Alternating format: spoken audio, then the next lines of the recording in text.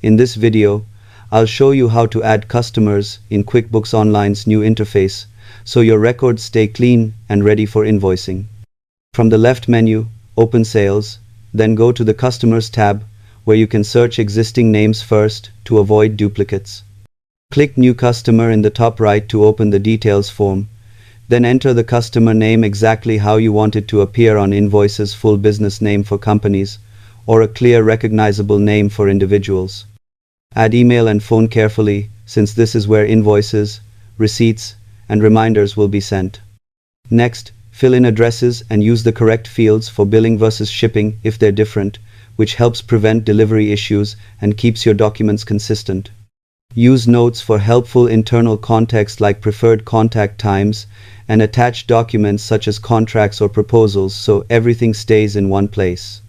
If you use default terms or a preferred payment method, set those here to speed up future invoices. Add tax details only when needed, and mark tax-exempt customers properly with supporting info.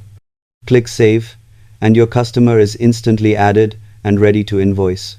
Subscribe for more QuickBooks tutorials that keep your workflow fast and organized.